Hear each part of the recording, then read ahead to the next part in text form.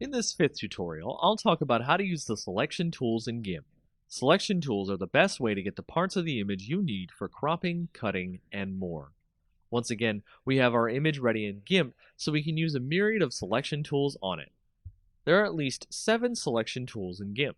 We'll go over each one in basic detail. Each one has tool options, the panel below the tool on the left that you can tweak the settings for. First is your usual rectangular selection. Just like our Photoshop tutorial, just click and drag what you want to select here. Similarly, the oval selection tool next to it can be used to select things in a circular or oval pattern.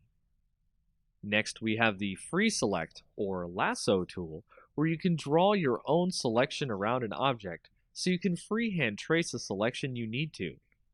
After that, we have the fuzzy select tool, which, much like the magic wand in Photoshop, will select a region based on the colors around it.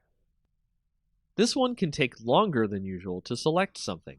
You can tweak the settings in the Tool Options box to change the threshold that the wand will select what you want from the image. Threshold means it will select more or less things based on the higher or lower the threshold. Then we have the Select by Color tool, which will select things on the image based on the color you have in the foreground color box, which is seen below the tool window.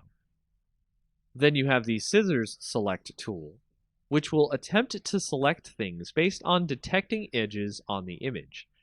As you start clicking around the edge of the thing that you want to select, it will guess where it thinks the edges of the image are.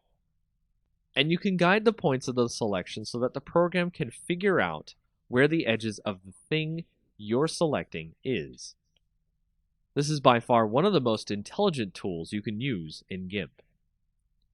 Lastly, we have the Foreground Select tool, which will start with a lasso around the thing you want to select. Once you've selected part of the image, it will create a blue mask over the image. Then you'll be able to mark what you want the selection to pick up out of the image. It'll be the best tool to select things that are in the foreground as opposed to the background. It's really great for photos. That's most of the selection tools covered in GIMP. Now you can grab exactly what you need out of the images you're using.